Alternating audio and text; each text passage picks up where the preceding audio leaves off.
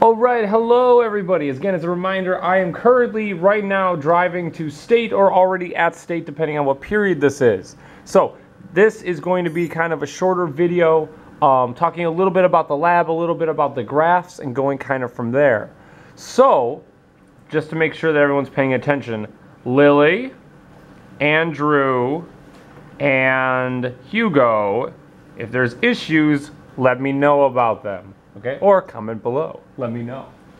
Also, just another reminder, I didn't lose 3 million subscribers over a day. Remember that. So, I walked in front of the camera. You can laugh. Hey, we have two students right here. We got Karime. Hi, Karime. I missed it. Okay, we have Lil Burp. Her real name is Lil Burp. And of course, Amarion somehow made his way into the video. You know how we do. So, really quickly, it's a review. Okay? Try these problems really quick. Okay, try these problems really quick, and I'll kind of be quiet for a little bit. Especially the one on the left. The one on the right we'll talk about a little bit more.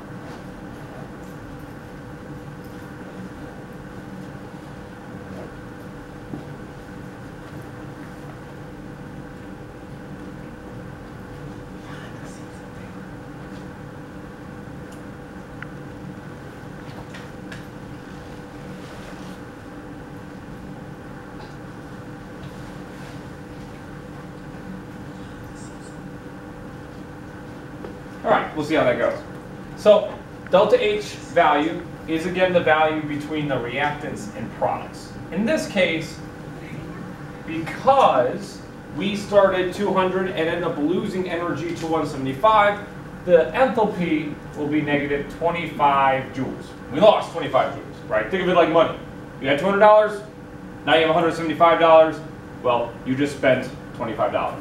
And activation energy, and we'll talk a little bit about that as well.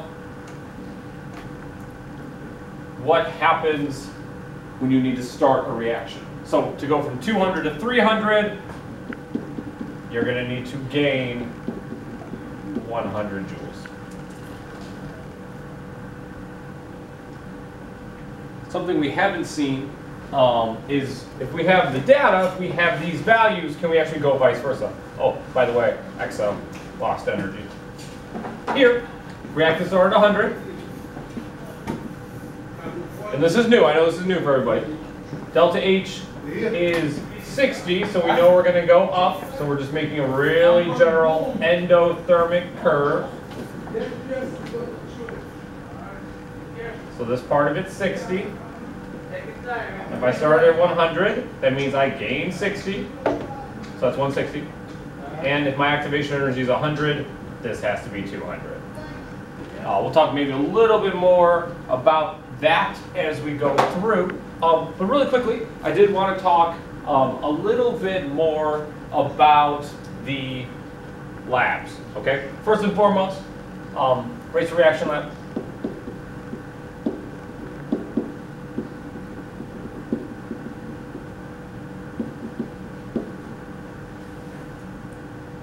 Just here, you following me? Kazan, Moises, Lily. All right. Shout out Brian, Yesenia, and Stephanie from first hour. Shout them out. Shout out from 6th hour Heidi and Kalia. Shout out 7th hour. Let's shout out Kevin. Yeah, and 7th will also shout out. Who else do we want to shout out 7th? Ooh, Dorian. So, rates of reaction lab. Station 1, Station 2, Station 3, and Station 4. Station 1 was talking about size. Station 2 was talking about concentration. Station 3 was talking about temperature. And Station 4 was talking about a catalyst. Okay? So those are pretty cool things. Now, one of the things you probably discovered during the lab was for size, if we go better to worse, size-wise, better was small, worse, large. Concentration 3 was way better than 0.1. Hot was better than cold. And for a catalyst, that was a good thing. So it did go, or went, faster. Give you a second to get that down.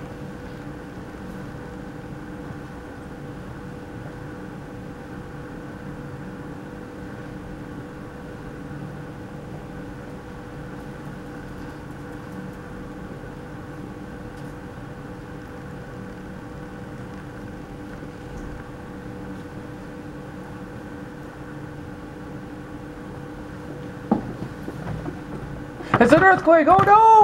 Oh no! Oh, just kidding. Did I fool you?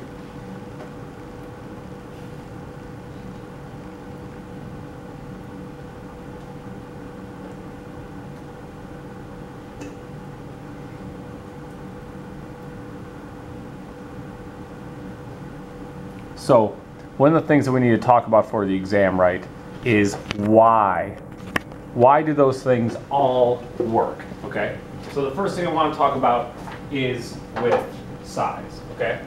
So the first thing with size, again, maybe if you need to pause the video, go ahead. Tell the substitute teacher, again, thank you for subbing for me. If you need to pause it. This is kind of an important part.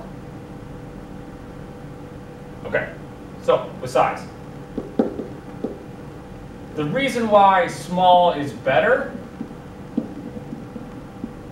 is because there is a bigger surface area. And if there's a bigger surface area, this means more collisions,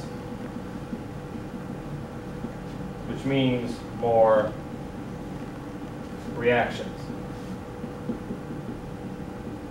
So, to be honest with you, let's say that we have this, okay? This is 6 Lego blocks, all green, all connected together. If you wanted to find the surface area, all you would have to do is 1, 2, 3, 4, 5, 6, 7, 8, 9, 10, 11, 12, 13, 14, 15, 16, 17, 18, 19, 20, 21, 22, 23, 24, 25, 26. And you guys notice this is one big chunk. Okay, so let's write that down. We had like our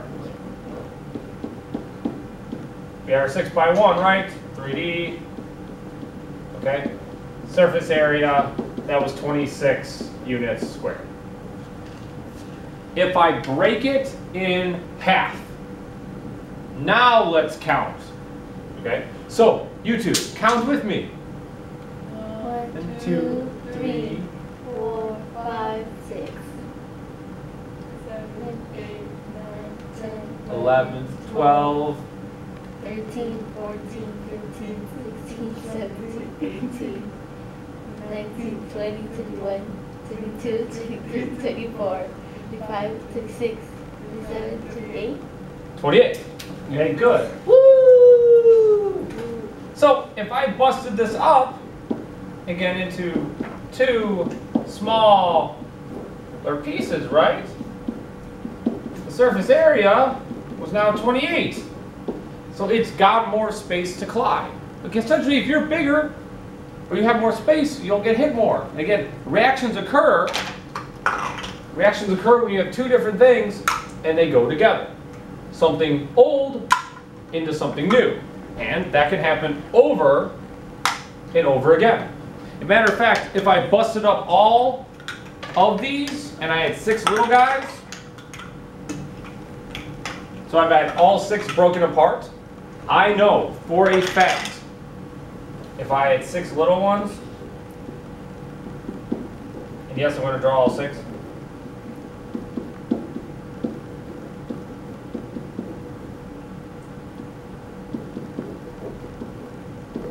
It actually go up to 36 units squared. So the more you crush something, the bigger the area actually is. Okay? And again, if you want to think about it with your fists, right, if you have your surface area, your fist, the second you open it up, you can see your palms now, or my pointer fingers in this case. You can't in the middle here. You can't see my fingers on the middle. But when I break in half, you can. This adds to the surface area. And that's a good thing. So this wins.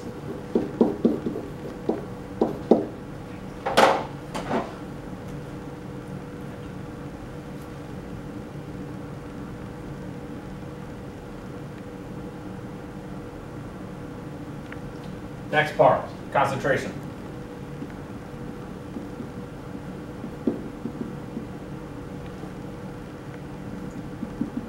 Higher concentrations win. And they win because there's more stuff,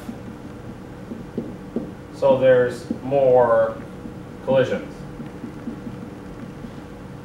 So, for instance, okay, if I just had two chemicals, right? A green, maybe we'll throw a yellow in here, okay?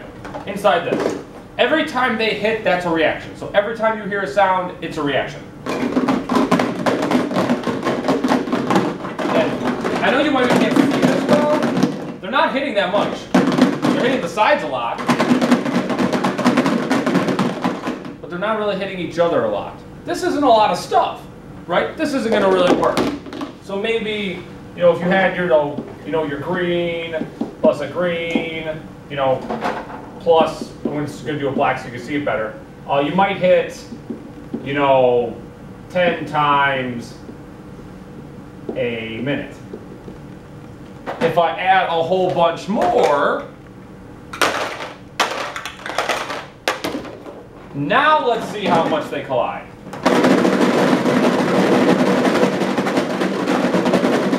Colliding all over the place. You can see it and hear the difference.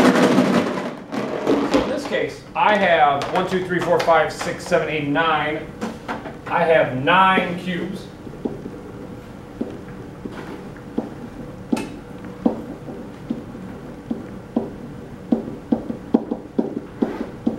I had 1 red. And again, I'll do yellows and black. I had 2 blacks. If you can imagine all of this stuff hitting, this stuff would hit probably close to 300 times a minute. And again, I'm totally making those numbers up, but you kind of get the point. If you have more chemicals, right, you're going to have more collisions. And that's going to cause a reaction. Because every time they hit, that's a reaction. That's going to win.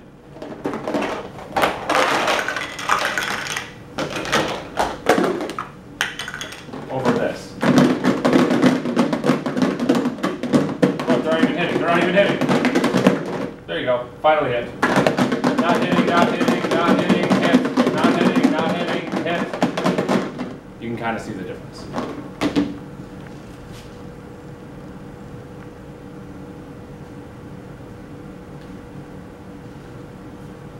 Next, temperature.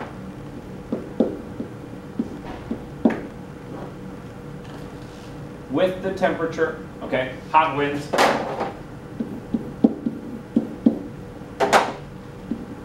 And that's because there's more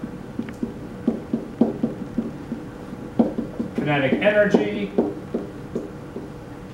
so they move more, so there's more collisions. Okay, so again, you can kind of think of it like this. Let's say that I'm going really, really slow. Okay, let's say this is cold. This is cold. This is low energy.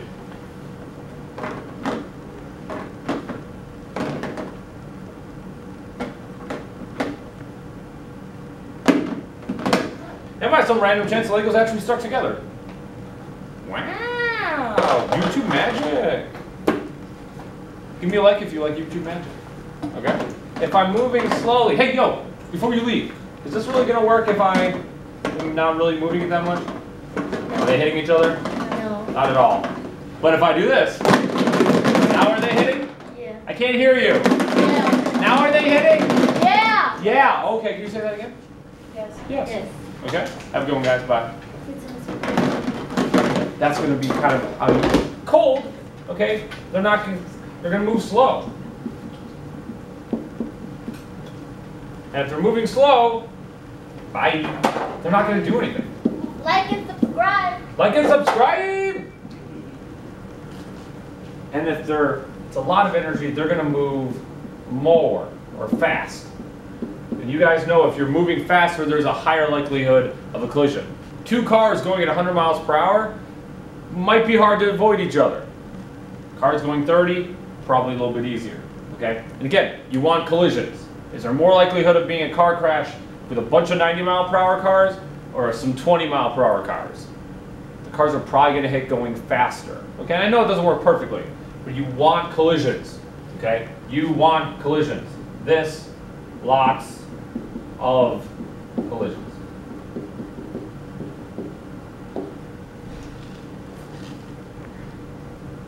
And again, this is another visual. If these two are moving slow, they're not going to hit each other. I'm moving them. They're not really doing anything. If I'm shaking it fast, there are a bunch of collisions right there. And that's what's important. And the last one, catalyst.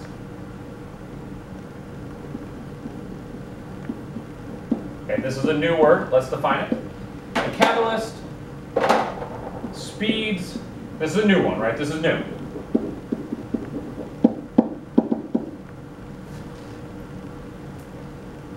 A catalyst speeds up a reaction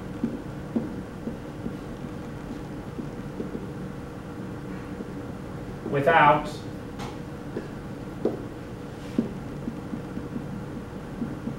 actually reacting. So I am, as a coach, a catalyst. Okay, I've coached Lily, I've coached Lolly. In my Magna Catch, I've coached Sanaya, Liz, Priscilla, anything kind of like that. And from that, you know, I'm going to motivate them. I'm going to help them be the best runners that they can be. But I can't run their races. That's the without part. As a teacher, right, I'm a catalyst for you guys, right? I do everything in my power to make sure you're ready for the exams. And they're successful, right? I want you to be successful. But I can't take your exams for you. That needs to be you. So I can help you out and do whatever I need to do, but I'm not actually going to do that for you. So that's what a catalyst does. It helps out, but it still lets the reaction kind of do its thing. And it does it by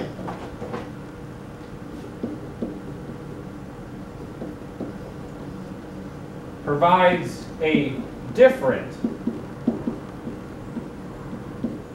pathway for the reaction.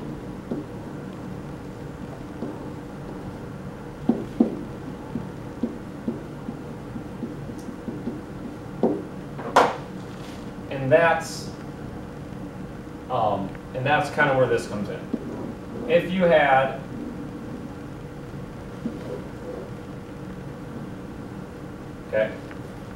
think to yourself, is this N over X up?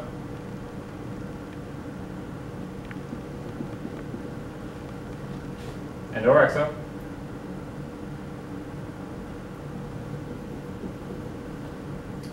What it does is, and we'll say the catalyst is in blue, the catalyst is going to lower the activation energy. So it's going to make that hump at the top a little bit smaller, which does speed it up. That's a good thing. That's a great thing. So it does it by lowering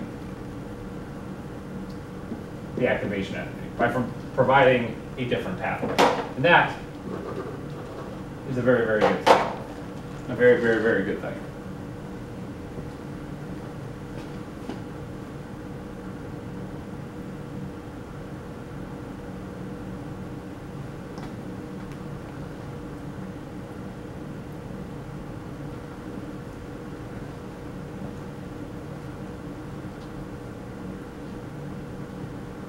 So on the exam, it is fair game that I ask, hey, what does a catalyst do? Again, a catalyst is going to help out a reaction, but it doesn't take part in that reaction. And that's kind of a cool thing.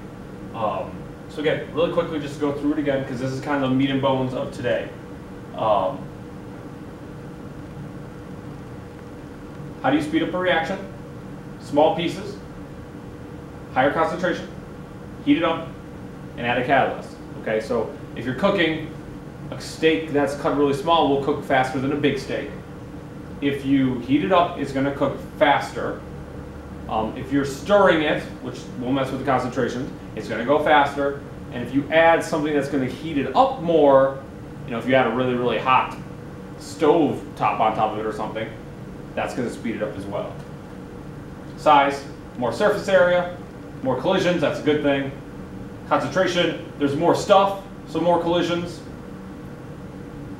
If it's hot, it's moving more collisions. So you want collisions for these things to work. And a catalyst, again, that's a new thing. Catalyst is going to be something that's going to help our reaction out by just making it easier, making it a different path. So, you know what, a good catalyst may be in the school, right? I'm looking right now at the outdoor walkway that goes between the cafeteria and essentially the woods area. That prevents you from going around the whole thing. Like, I take it every time I can too. It still gets you from point A to point B, but it's a shortcut. Or, you know, maybe if there was a quicker way to go from the 500 wings to the freshman center, right? If we made a new pathway to go right over, that would be a path. But now, as is, you have to walk around. Those are going to be catalysts. And that's kind of what the lab was about. So, again, really quickly, just talking about it. If you want to speed a reaction up, again, good things, small pieces, heat it, stir it. Bad things, big pieces, ice, and just letting it sit at the bottom. And that's really the core of what's going on. Tomorrow, I just want to talk a little bit, because again, I know I'm running out of time. I have about 7 minutes left. The last thing I kind of want to talk about before you guys can work on your half sheet, which a half sheet will work on this, and a little bit of this, okay? I want to do one more graphing problem. Again, if you have a delta H, positive 10, reactants start at 30 joules, and activation energy, let's say, is 50. First thing I would do, just draw your axes. Is this going to be endo or exo if it's positive?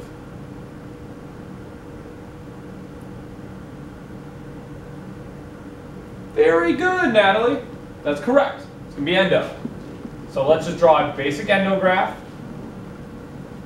and we can plug the numbers in. Our reactants start at 30. If I'm gaining 10, this is going to go up to 40. Okay, because that part's the 10 part. This part is the activation energy. And if I started at 30, and I need 50 to start, well, if I had $30 and I just gained and I need 50 more, I'm going to have a value here at 80.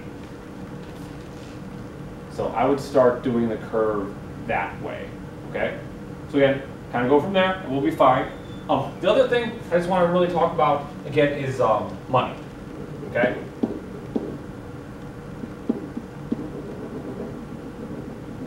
Again, I'm almost done. For Friday, a little bit. So, if I give you extra money, you are plus money. You will do something with the money, okay? Things that you could do, okay? You could save the money. You could spend the money on anything really, right? Car payment, phone payment, food, boyfriend, girlfriend, boo thing, girl and you want to be your boo thing, side chick, side boo. You guys get it. So you're going to want to do something with it. Okay, so you're going to want to use it. So let's even write this. Again, that's the same thing, right? If I gave you, extra stuff, like if I gave you extra homework, you're going to want to do something with it. Maybe throw it away even. But if I gave you an extra car, you're going to do something with it. Either keep it, sell it, put it in a garage, you're going to do something. So if you gain stuff, you're going to use that stuff, right? If I'm at a clothing warehouse and I have a bunch of extra shirts that just came in, I'm going to do something with them. You're not just going to let them sit there and do nothing. You're going to do something with them, or else you're wasting money. But if you're subtracting money, you will want it back. Again, if I lost 30 bucks, I'd try to find the 30 bucks. If it was 20 bucks, I'd try to find it, If you lose something, you're going to try to find it. Like if you lost your homework, you're going to look for it, okay? That happens all the time. When I mislabel or mislook for something in my apartment, with my wife, I'm going to try to find that as well. So, again, general thought, if you lose stuff, you need it back. And that's a little bit of an intro for Friday tomorrow, okay? Okay, this is just an intro for Friday. I'm going to stop the video a little bit earlier than 30 minutes. Probably right at 27 right now. You have a half sheet to work on today, and you have a half sheet to work on tomorrow. You guys know that this is important for your exam next week, okay? I'm very lucky that I have a camera and was able to do this for you. So, take advantage of this opportunity. The final exam reviews are up front right now, and you have an opportunity to pick those up, okay? So, nothing but the best. If there's any issues, email me. I will be checking in momentarily, as often as I possibly can, but work on those half sheets, okay? Get them both done for Monday, and again, try to work on the homework, okay? We'll talk soon, and then have a great weekend.